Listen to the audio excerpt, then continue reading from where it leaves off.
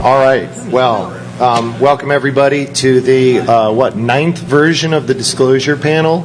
But that's okay. We promise you actually something that's very interesting that happened over at Black Hat that we're going to get into in a second. But my name is Paul Proctor, and I'm with Gartner. I have my esteemed colleague David Mortman with Echelon One. We are co-moderating this panel of deviants and others. I'm going to let them introduce themselves. Because we only got 50 minutes, we're going to keep our answers short, but we're going to get into hopefully some very interesting stuff. So, take it away. Hi, I'm Dave. I'm not sure if I'm a deviant or an other, but I'm a security researcher, and I've been doing it for a good 12 to 14 years. I work for a security company called Modisano, which maybe you've heard of, maybe you haven't, and that's who I am. Hello, I'm Pamela Fusco. I've been doing information security for about 23 years. Former CISO at Merck Pharmaceutical, MCI, Digix, and Citigroup. I now work for a company called Fishnet Security. And I'm an other, I think. Hello, I'm Robert Graham. I'm not an other. Several years ago, I founded a company called Network Ice. We created a product called Black Ice, which was acquired by Internet Security Systems, and I was their chief scientist for several years. Now I've got a consulting company called Errata Security. Hi, I'm Ian Robertson. I believe I'm another as well. I lead a security research group at a large software vendor, Research in Motion. Ryan Russell, aka Blue Boar. Some of you may have been on some of my mailing lists before, like VulnDev. Used to work at Security Focus. Now I'm on the other end. I work for a software vendor in the QA department. I get to be on the receiving end of the reports. Ditto me.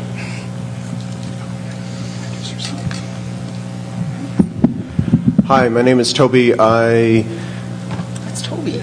Am simultaneously another and a deviant, I think. I'm managing to straddle that as a Heisenberg uncertainty principle sort of thing. You can't commit to one or the other. Yeah, that's probably it. Brownian motion. Exactly. I have been doing InfoSec for longer than I care to talk about, and have sat on both the vendor side and the customer side of the situation, and now primarily am working doing consulting for really large companies that end up having to deploy and deal with the results of disclosure or proper and improper disclosure of various sorts. All right, let's jump right into it. How many people were at Black Hat and saw Rob Graham's talk? Show of hands. Good, a few. All right, here's what happened. What they did, he and his accomplice, Dave Maynor, was discovered that you could take an IPS signature file. You could reverse engineer the image that read that file, and you could then discover what the signatures were. If the signatures contained 0 days, those 0 days could then be turned into, you could discover what the vulnerabilities were, and some of those vulnerabilities could be turned into weaponized exploits. And, Rob, I have to ask you, is that term weaponized? You guys have that copyrighted or something? Certainly. Okay. Well, I owe you $1 then.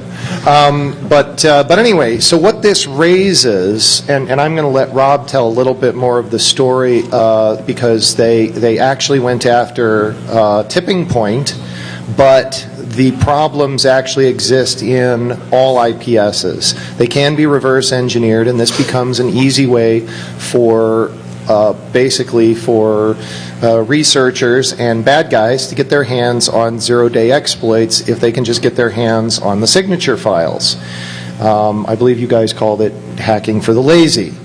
So, but what this leads to is an ethical dilemma now, because 0-day exploits and putting them into signature files is part of the business plans of a number of IPS vendors, and the implications for people that use those are significant. What we basically have is unintended disclosure, and now both the IPS vendors and the people who use those files need to respond. So we're going to start with that. We also have some other things we want to go through. And anybody in the audience, as we start going through this, I'm going to kick it to Rob first to comment a little bit on this and ask a few questions about it. But if you guys want to comment, if you want to ask a question, raise your hand and we'll call on you. So with that, Rob, why don't you give us a few more details? So our talk was the fact that this company bought Zero-Day from hackers and then put signatures in their product, but then other hackers could then just read those signatures and create zero-day exploits long before the vendors could patch them. Now, buying Zero-Day from hackers is controversial enough. What we showed from an ethics point of view. So we added fuel to that fire by pointing out that there's more to it than just the ethics of buying from hackers. It's also the ethics of profiting from it to sell your product, yet by causing potential harm because you don't protect it well enough. So what ethical responsibilities do well, first of all, what was the vendor's response to this? Actually, the vendor responded quite well. When we notified them that we were getting their signatures from the product, they promptly pulled all their Zero-Day. And then they've reinstituted the program, but with a lot more controls. We're still not happy with the controls they've put on it, but they are aware of the danger, and they are doing more to protect those from hackers easily getting those signatures. Okay. So I don't know if you guys use Zero-Day signatures or not, but as a company that might actually have to deal with something like this, what do you think the obligations of a vendor should be in addressing a situation like this? Right. So just to start it off, I don't work in our IT security department, so I can't comment on the first part of the question. But I do deal with response on issues, and certainly the preferred approach is to have a coordinated disclosure of vulnerabilities. So we like to.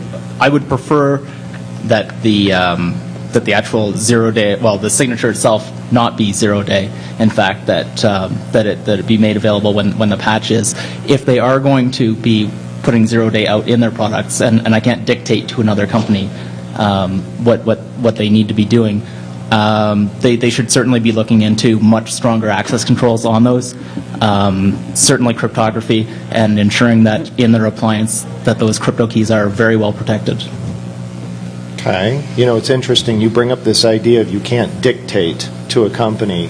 Does anybody want to comment on the responsibility or perhaps the power that an end user would have over a vendor that they're using? Maybe you could dictate to them what it is they want to do, because by them releasing those Zero-Days, and oh, by the way, I should point out that if you uncover the Zero-Days inside the signature files, and Rob and Dave's paper goes into some good detail about this, a lot of these things are actually, the signatures are pretty lame, and I think that's my term, not theirs, which means that you can easily bypass them. You can still do the exploit, but not actually be detected. So even having those Zero-Days, if you are a customer, you can have those Zero-Day signatures, and they're not going to help you either.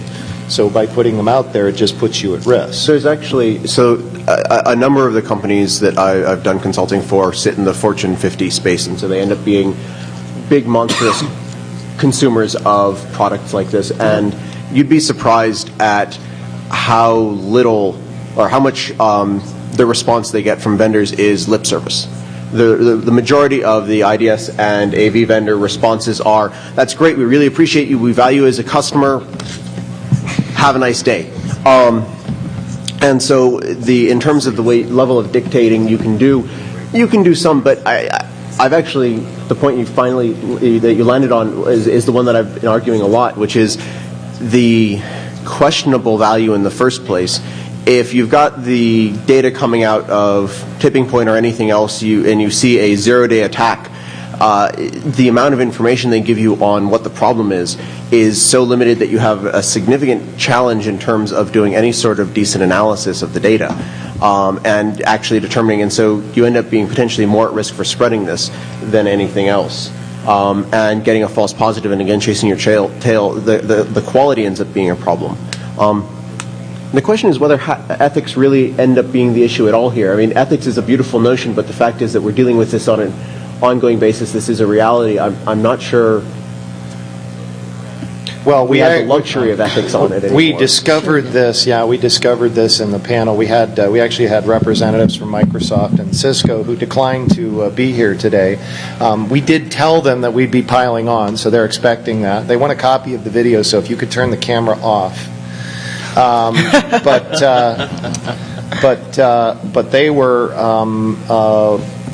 they were basically, you know, and I'm going to pick on them a little bit here. When we first over at Black Hat, we pitched this more as an ethics panel, and what we discovered was that ethics gets a ton of lip service, but when they were asked directly for how do you bake ethics decisions into your business model, the answers came back were very flowery about the importance of ethics and how they happened with every decision. But I think that just hold on a minute here.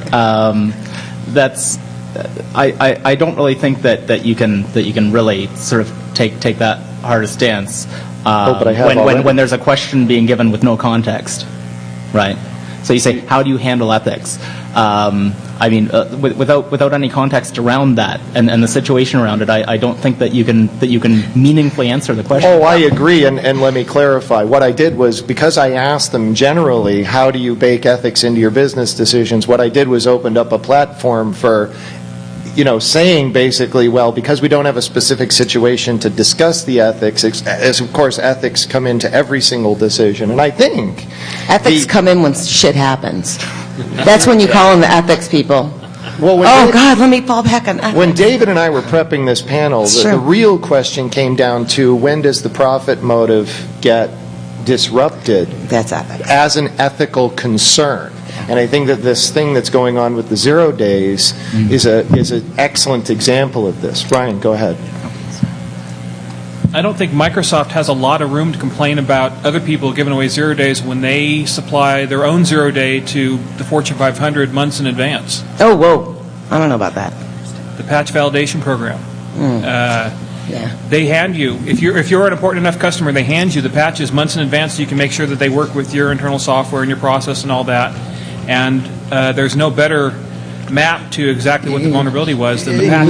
I think you're making a bit of a stretch there in terms of referring to it as 0 day. Granted, I will not argue that there are plenty of tools. If you can't do it by hand, there are plenty of tools that will absolutely take you automatically from patch to exploit. However, that is not handing out 0 day. It's just. It's not the same thing. It's totally different. I understand your point, and I think you're absolutely wrong. Right. I agree. I would add though that there's probably a pretty strong analogy to the tipping point. There is a very to strong the analogy to the patch tipping point. program, Yeah, right? no, absolutely. Right. But does it make any difference that this is part of could be seen as part of the quality cycle for those patches? Clarify that. Which quality cycle? The corporate quality cycle or the vendor quality cycle? Because I don't care what patch you give me, I still have to put it through my Q&A. Absolutely. So which quality cycle are you referring to? Well, it would be. I think it would be both. That's myself. Okay. While Pam gets her cell, I got a we have call. a question over there. Can't we listen in on our phone call?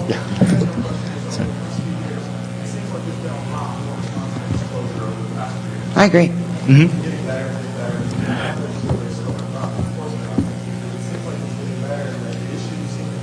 Actually, it's not that it's been getting better. It's been that the total number of vulnerabilities has been increasing. It's better known. And the amount, and somebody, I don't know, Ian, Ryan, anyone, please argue with me that we're actually seeing an increase in the percentage of responsible disclosure. As far as I've been able to tell, we've seen pretty much static numbers of responsible disclosure.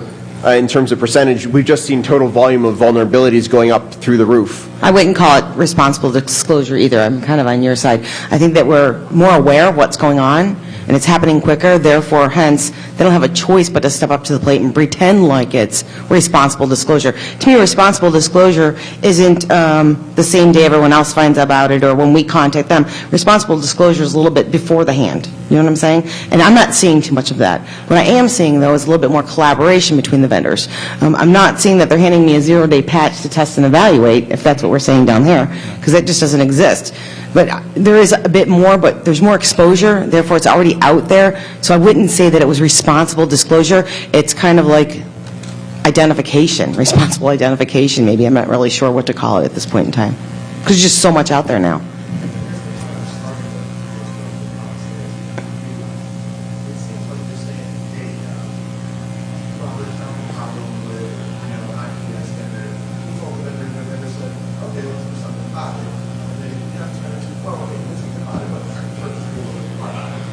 No, actually, the question that, if I caught it correctly, the question that they were asking us initially is, what are the ethics of providing in your product information that could lead to the leakage of zero-day? And Yeah, but the thing is I don't that think everybody can hear his question. the question is that he's saying that people are generally behaving ethically, which I think the summary of the question. And the thing is, like with this, what we found here with Tipping Point was that two different groups had used that signature that was supposed to not be public, but it was published zero-day signature, to develop their own exploits from it. And so before the vendor could patch the problem. So for us, that was a serious breach. It was not just a theoretical issue, it was serious. So one of these groups have been doing it for a while. They just get this constant stream of zero-day, that they could develop about half the zero-day signatures would result in them generating exploits. And so for us, that was like, yeah, we have a good dam here, but we still have water sort of leaking out in places that could threaten the entire dam. And we need to be on the ball to address those water leakages and plug them up before the whole dam collapses. So, actually, I had a question for Pam.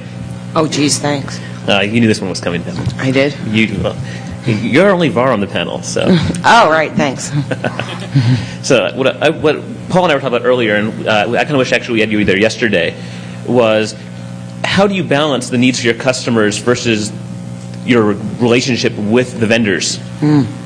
So a customer comes to you with a security issue, or vice versa. How do you balance that need to make sure your customers stay happy and protected versus pushing the vendors to do what needs doing without endangering your business relationship with those big vendors? Well, let me think. I've been on the receiving end as a CISO many times over on receiving stuff from vendors that didn't quite work the way we thought it would. There wasn't a lot of cooperation or collaboration to correct the issues once we had the product in-house, and I'm just going to say that it was a SIM product. I'm not going to go any further than that. And, wasted a lot of money, so on and so forth. So from where I stand today for FishNet Security, we do a nice balance, and we have what we call the Dirty Dozen. We have several different vendors in our pool that we work with, and what FishNet does is we work with major enterprise clients, Fortune 50s, Fortune 100 companies, to bring to them both VAR, which is, rack and stack boxes, load code, whatever, and also kind of like a security consulting service to build out their strategic platform, so on and so forth. So our role is to, one, put the technologies in place along with the vendors that we work with, but at the end of the day, Dave, it's FishNet's responsibility to make sure that it all works. So it's my butt that's on the line in front of the customer if the stuff breaks. So in working with the vendor, we actually collaborate very closely with them. We sit on many of their advisory councils and feed them the information from our clients on, next version release, problems, issues. Is that the answer? Is that where we're going with this? Or are you looking for like a specific problem where I put something in a client side and it just crapped out? Well, I wasn't thinking so much from that perspective, but you guys do a lot of security consulting as well for your customers, and inevitably you will find vulnerabilities in the products that you sell. And so, do you feel restrained? Well, as a middleman, it's not my fault, right? No, I'm kidding. I'm kidding. Right, but look, I have no idea if you work with Microsoft or not, but I'll pick on that since they're not here. I don't work for Microsoft, okay, no. Look at that. Okay, so let's say NetScreen, Juniper, whoever they are this week. You find a vulnerability in the latest Screen OS, blah, blah, blah, blah, blah. You have some responsibility to your customer to push Juniper to fix that, but at the same time, you have a large financial relationship with Juniper. And how do your bosses handle that when you go to them and say, look, we need to push really hard because they're not fixing this? At the end of the And day, that's the it's revenue the stream. customer that's the most important. You have to push it with the vendor. And we have pushed people out of our vendor pool for incompatibilities or problems or just not working right, technology, or not working well with the client. So at the end of the day, it boils down to what's best for the customer, not whether the vendor is going to be my friend at the end of the day because we found a vulnerability and they're having issues addressing it. So actually, let me ask a follow-up question just to... You're asking me a question? Yeah. You can't do that. I'm going... Can we do that? He can do that. We can do that. So... He's a hacker. you're in a He can break the situation. rules. I am not on. You have a relationship with vendors. You have a relationship with your customers. Product X has a vulnerability that you know about that the rest of the world doesn't, but it's been reported to the vendor, and it hasn't gotten fixed inside of 60 days. When do you tell the customer that they're vulnerable to something? Day one.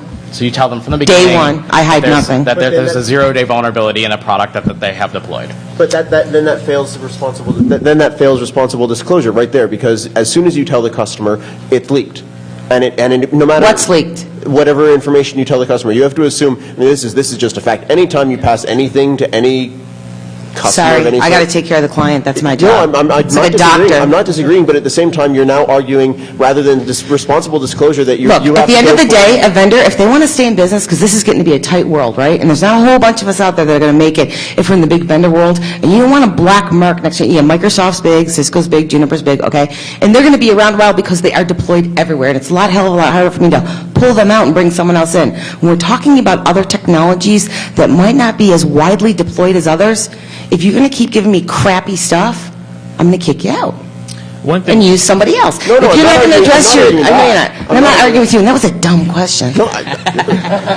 one thing I want to make an analogy. Why do they always have to pick on the chicks? because you're smarter than we are. We have to gang up on you. What do you want? So- Yes, Flag. I want to make an analogy here. If you're a doctor, your primary responsibility is to your patient. If you're a Catholic priest and someone tells you something in confessional, your primary duty is to your parishioner. If you're a lawyer and your client tells you something, your duty is to your client. So if you're a lawyer, your client tells you something, he broke the law, you still can't go to the police and tell them because your duty is to your client. And I think in those professions, that's sort of the highest ethical goal that they've got. And I think relatively in our profession as well. If you've got a customer, your goal, and they're paying you money and they're trusting you, It's not about the money. that, it's about the trust, I think your highest ethical concern is to your client. It's to myself first. I'm going to be honest with you. I'm going to, swear to God, I've been in so many different situations where ethics has come into play, and you have $1 million bonus dangling in front of your face, no joke, and do I do this or do I do that? And if I do this, yay, I can go buy some more jewelry, right? And I like jewelry. And or B, I can tell the truth and have a couple less earrings in my jewelry box there. And I'm not saying that I've always chosen this path, and the reason is because at the end of the day, it's going to bite you in the butt, and I don't want to ruin my reputation. And I want to be seen as an ethical person that's smart, knows what she's talking about from a technical perspective. I don't want people to think that I'm just standing there trying to sell them something and take their money. Because when I move on to the next job, I'm not going to get it because people you're going to have this reputation or this aura. And I've always tried to go the right path. If in fact I'm disclosing a 0-day to one of my clients, I would hope to think that the vendor is going to be there with me because I'm going to turn to them and tell them I'm working with customer X and they have 200 million customers out there, which there are some companies that I do work with that their customer base is 200 million. That's pretty damn big, right? It's a lot bigger than the vendor that I'm working with.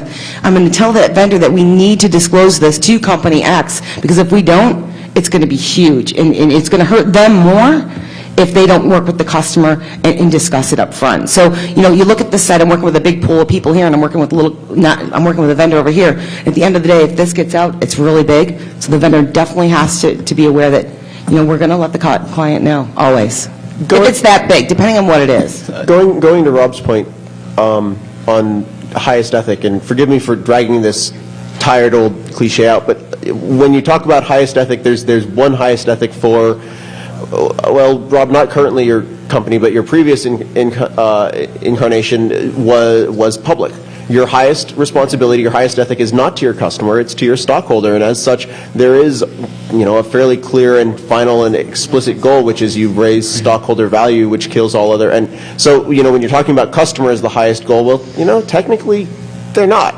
They're useful. They are a resource, but they're not the priority, nor the vendor. I mean, it's what you're doing. So There's no stock without customers. Well, Yeah, I would point that out, that you've got certain ethical duties to your investors. When your investors give you money, your ethical duty to them as kind of a client, in a way, is to be upfront with, like, following SEC regulations about what you have to disclose to the public and not lie on your quarterly filings. That's sort of your goal. From the long term, your goal is to make them a profit. But to do that, you have to say, yes, we ethically think that our clients are our highest ethical concern. In other words, following one set of ethics for your clients, while in the short term you might benefit your stockholders by, like, screwing your clients out of some money, in the long run that hurts you. And your investors really are for the long run. So I would say they're not really in conflict, and I've never seen a situation where they were in conflict. But of course, you can probably dream up of examples where they are. Okay, Raven, you had a question? Okay, sorry. Yes, Raven. I've been in several of those, and I want to say right on to people who want to take care of their customer, because the reason that I now have independent researcher Raven and consultant Raven as a process is that I used to do professional vulnerability development, and I found that from working my company, Raven to the vendor, and then he said, no, we're not fixing that. And I raised my hand and said, that's really bad, I can read all your studies and you fix it. We went back to work a couple times, and they said, no, we're not fixing it. My company said, okay, by the way, Raven, this is a need for several $1 million if you've ever disclosed emails with this. And that has happened more than once. And so from a researcher point of view, people who are going through that, we know how to work for them. We know it's screwing the customers, and yet we have, like, the big active tools is we're going to do anything about it. So the reason that I prescribe vulnerability research independently is that I can be loud enough if I have to, and, the big active tool is at least one step forward. And I don't get me to. They don't get my whole company. So We love you, Raven. The rest of the other questions?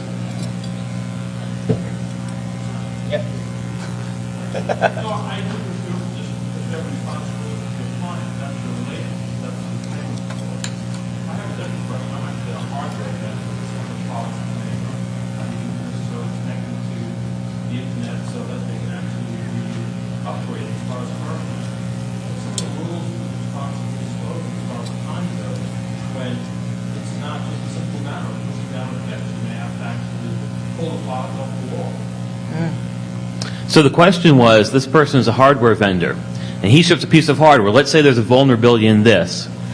This is a piece of hardware. It's not connected to the internet. Yet there's a vulnerability in it that needs to be fixed. Yet he can't fix it because he has to replace this box. So what's the disclosure ethics for disclosing bugs in a hardware product? Still tell. You still have to make them aware of the risks that they're accepting. And I think that's what it boils down to. So it kind of goes with legacy systems, right? Same thing can apply there. When you walk into a company, and whether it's hardware, software, application, I don't care what it is, and it's 10 years old, and you go, guys, this stuff's got to go. Windows NT, it doesn't exist anymore, right? But yet you walk into some companies, they still have it, but it's not connected to the internet. Okay, fine, whatever. The point is, as long as they're made aware of the vulnerabilities that may exist in that, whatever the product is, whatever the software is, whatever the information is, then you made them aware. We can make conscious decisions to say what mitigating factors we are going to put around it, or if we're going to accept the risks, or if we're going to yank the box and put something else in. You still need to make them aware. Otherwise, we're blind to it. So, like you said, if it's a piece of hardware, it's not connected to anything, it's basically standalone. And nobody uses standalone, by the way, anymore. It's rare that something's not connected somehow to somewhere, even though it's not connected to the net, it's connected to something else that will be connected. So I'm finding a real hard time finding standalone anything. But the point is, I think that you still need to disclose to make them aware of what they're accepting in their environment, or what potentially exists in their environment. I would.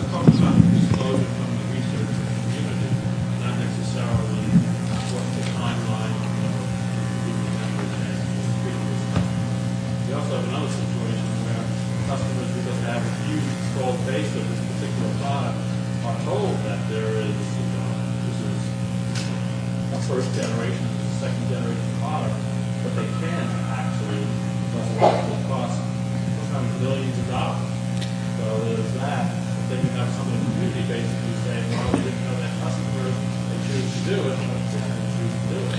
there's still this underlying old school concept there that's kind of pre-responsible disclosure terminology, at least, which is the vendor deserves to suffer. There's still that aspect, I think, out there. Customers need to be trained that if they're having to do a forklift upgrade because of something in your product, maybe they should not be buying from you. We had a question in the back.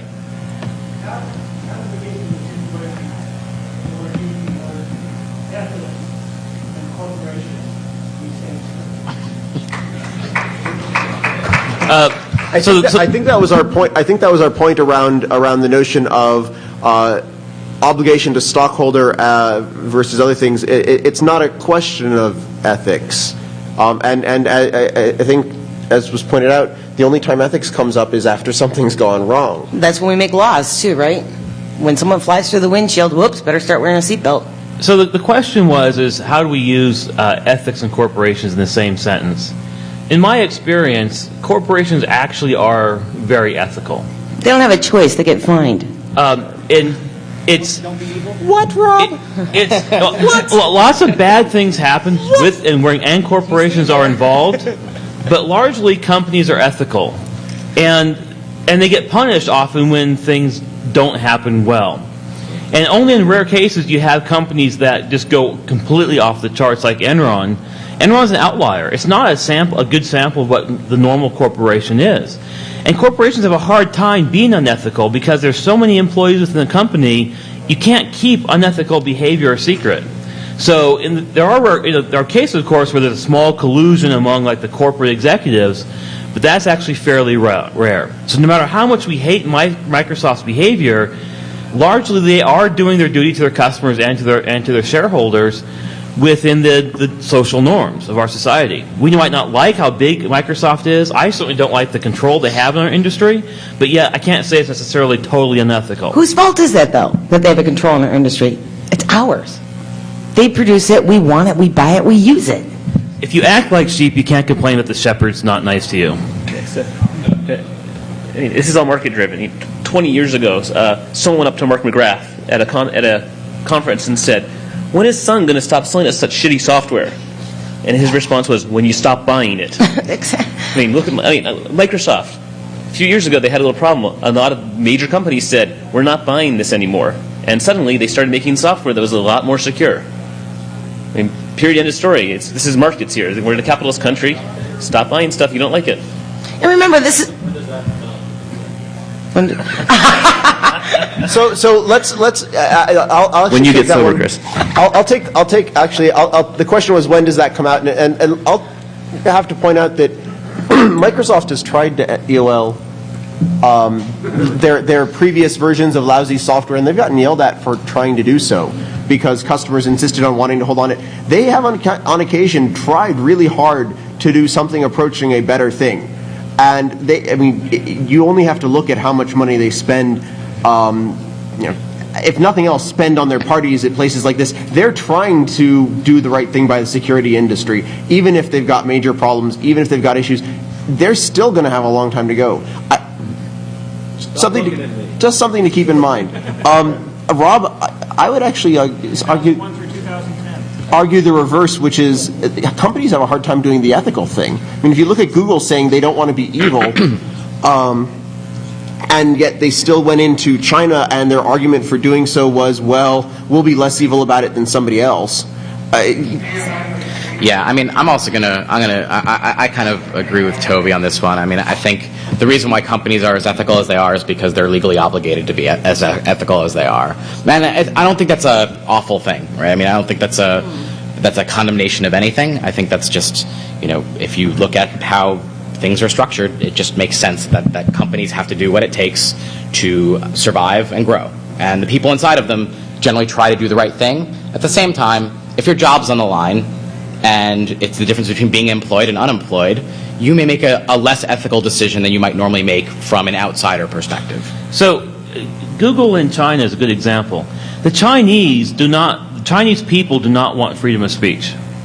And that's a sad fact. We as Americans think that, oh my God, how can you live in society without freedom of speech?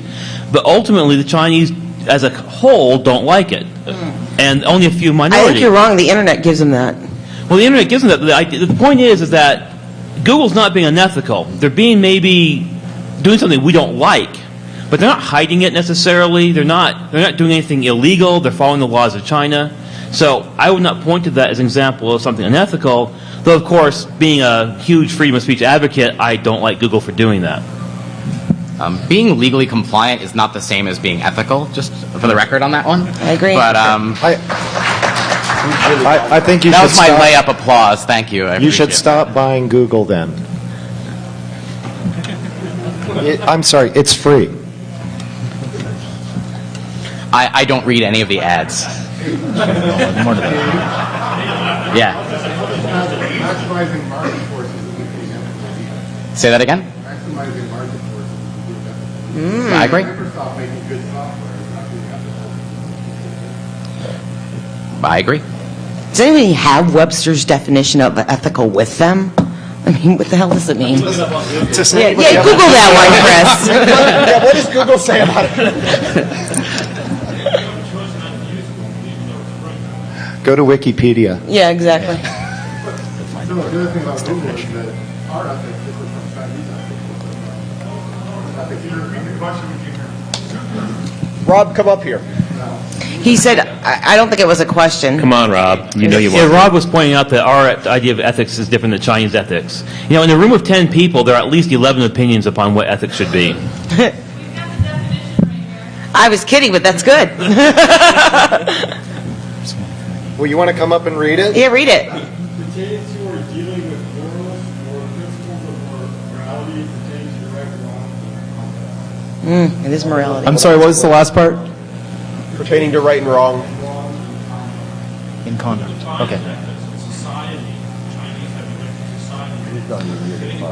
society. That's actually not Okay. specifically true in this case. It's actually corporate ethics, right? This is about Google's ethics. In this case, I don't even know why I'm talking about Google. I have no care in the world about what Okay, Google's well, let's- ethics are, but Well, I'm going let's to get move shut on up then. right now. Bye. Okay. So actually, let's move on because we only have a few minutes left, about 12 to be exact.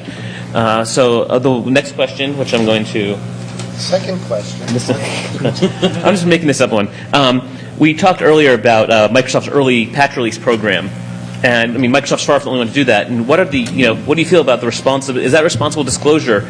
And to whom is it okay to do that, and who is it not? I know, for instance, the federal government has put a lot of pressure on Oracle in the past to release patches to them early before anyone else. And certainly on very rare instances, Cisco has done it with ISPs and things like that in particular, very particular situations. So I'm curious how our panelists feel when that's all right, when it's not all right, is it ever all right? I think it's an all or none. Tell them all or tell none. I think I'm good with it as long as I'm on the list that gets told early. That's what I mean, yeah. I don't know. There's prioritization. Is that ethical? I'm not going to say I like it, right? I mean, I could, because I'm obviously not going to be on the side that gets the patch early. But at the same time, even if you look inside of an enterprise, right? They patch differently based on how sensitive the systems are. As a society, I understand that there may be more important people to patch than me. Like the release of my information, I am not excited about. Not what I want, right? And as an individual, obviously, I would like to get patched first. At the same time, I do have to recognize that if it's between breaking the whole internet and breaking me, I'm willing to take the hit, right? That's me personally. I have to agree with him. I think if it's in a situation where it's life-threatening, kind of like a SCADA, power, energy, stuff like that, that they should be. I think humanity comes first, and then we look at how we run the business. So this is DEF CON, and one way to address the answer to that question is have a researcher give Microsoft a critical bug and only give them the details on the condition that when they release the patch, everyone gets it at the same time. And that's a way of, if you're the researcher, you can actually control the answers to such questions. There's probably more than one researcher, though. What I mean is that there's no right one answer for everyone. All right, good. They ignore you. They get your data and they do what they want. Yeah. They only get to do that once. But I don't know. Never mind. Researchers need corporate advocates. That's what you need. To take the message for you. Technically, researchers just need somebody who's, well, they don't need anything, but they benefit from somebody who's willing to pay them for their data And as soon as I'm not they giving up my jewelry, if that's what you're asking. I caught that. I went, Please go one more. Do you think that small researchers should get paid for finding vulnerabilities? I think it's irrelevant whether. Well, the question was, should all researchers get paid for finding vulnerabilities? So you're talking about disclosure and ethics linkages. Do you think it's unethical? Can I steal your quote, or do you want? Dave has a great story on this one. He's going to. I'm going to actually give. I thought of a different one, but this came up yesterday. Someone basically said, "Hey, if I find a vulnerability and I report it to X, I should get paid for it, right?" That was basically the gist of it. And if the person's here, I apologize if I'm mutilating your quote, but that's what sets me up to answer it best. And I think it's a lot like when I go to sleep at night, you sneak into my house, you perform dentistry on me, I wake up without wisdom teeth, and you give me a bill for it. I didn't ask you to do it. Why am I paying for free stuff, right? If you do free work, don't expect to get paid for it. If you want to get paid for it, call up the vendor first and say, "Hi, I'm a security researcher, and I would like to talk to you about doing business." But I'm not having a wisdom teeth. Well, Having a hole in Microsoft or whatever. the thing is, the ethical thing is, if you've already done the work, you can't get paid for it. Otherwise, you're basically storing the vendor of, give me money or I'll do something bad with this. But you can ask for more. If you've researched and told them everything you know, and they come and say, ask for more details, and you don't know them because you haven't done that work yet, you can actually then ask, okay, I'll research this some more for you so your guys don't have to, and I'll consult on that. But done work is already essentially been paid for, and you can't ask for more money. I think it depends on the impact, right? I think it depends on the impact. It's kind of like the drug industry. They research drugs, right? And it takes 7 to 10 years to take a drug to market. And it costs probably about, at this point, $800 million to invest in a drug. You don't know if it's going to make it or not, right? So you're putting money up front in research and development. And let's say the researchers aren't getting paid, but in this case they are. So what you're doing is you're investing in something that you don't know if there's going to be payoff in it or not. At the end of the day, you want the payoff. I look at research, and I always, in every budget that I've had as a senior person in companies, I've always allocated money for research and innovation, because I feel if we don't, we're stagnant. We're always going to be tactical. And I like to be strategic and get away from getting woken up at 2 or 3 o'clock in the morning every morning to respond to something technical, because I didn't do research and development. I didn't do, innovative thinking. So I believe my thought on this would be, it depends on the impact of the research. If a researcher brings me something that is going to be worthwhile and going to feed the need of the many versus the need of the few, I would see that they would likely get a benefit from that, whether it's from a part of the patent, because you're going to probably make it into IP, I would think, intellectual property, or a part of the ownership of that to get a monetary value. But in my world, I would think that it depends on the impact that the research provides, whether it's positive or negative impact, if that makes sense. I think the iDefenses and Tipping Points of the world are doing a great service for responsible disclosure. Researchers get paid, the vulnerabilities get off the street, the buyer takes care of dealing with the vendor who either is going to fix it or not, or they can do whatever they're going to do there. And I think the problem that Rob was outlining, you can go and dig and find some zero-day, is probably a much smaller side effect for an overall benefit. Did you have something to share with the class, Pam? What? Did you have something to share with the class? No. We have a question in the back. Yeah, you. Say if you got from down the trio, someone turning up at your house with a can of gas and they've got some matches saying, would you like fire extinguisher? That's good. Yeah. I tell them no. I think I tell them no, that's a threat. That's blackmail. There's a word for that. It's called terrorism. Yeah, there's a difference, and there are some better and worse models of how this has been done. But to some extent, the question of do researchers deserve to get paid, it's irrelevant, because the fact is that at this point, they want to get paid, and they are finding people who are willing to pay them, whether it is the vendors or not. They are finding someone, so it's irrelevant whether they deserve to get paid or not. Because it starts getting into their motivations and things like that when you start making the argument of, well, are they doing it because they want to help? Do they want to? It's irrelevant. The fact is they will find people who will pay them if that's what their goal is. And whether you think that's a good thing or bad thing, it's something that you have to have a solution for and deal with.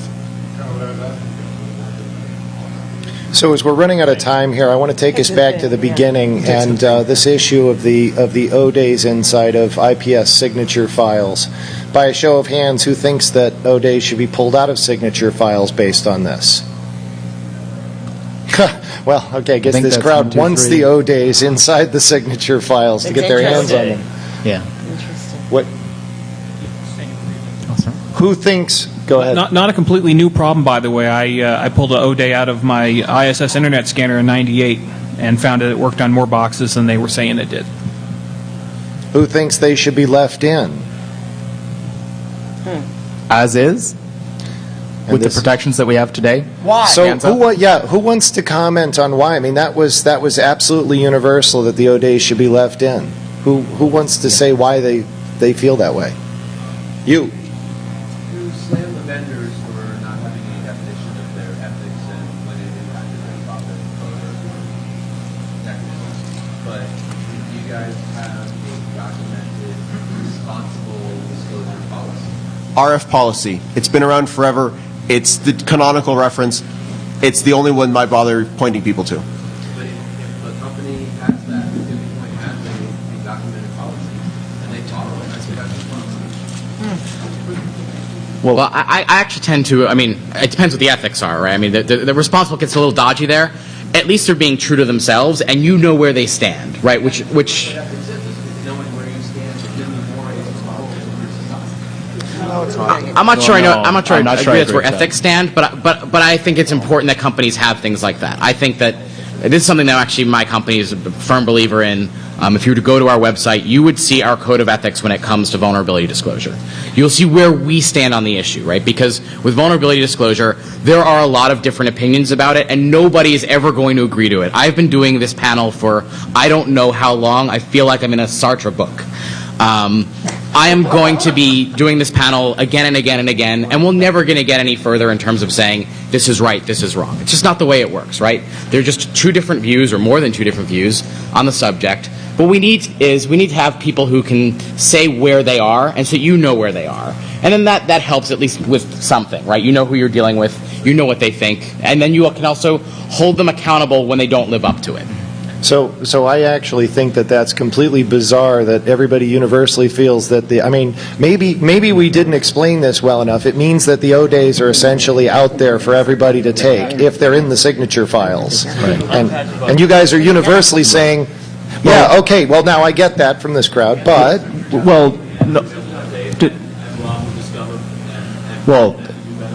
It's not just Rob. It's Other people are too. yeah, right. It's the people- less talented criminal element will have access to a nice steady stream of weekly O-day that they can weaponize very, very quickly. But in the worst case, it devolves down to an And- check if someone is perverted. Right. And the vendor may or may not have access to that information yet at all. That there's a vulnerability. It's a bad thing. So we are down to only one more minute. So I just want to check for the people that were actually originally in this talk. Is there we any can do the interest survey in? again. Is there any interest in the panel going down to the Q&A room and continuing this conversation? Raise your hand if you would be interested in that. You guys suck. They're dead. Let me guess. Who wants to stick around for Bruce Potter? All right. Who wants to see Bruce Potter on this panel? No, okay. All right, listen. I want to thank the panel. Everybody thank the panel. Thank you. Most popular talk at DEF CON. Thank you much, everybody.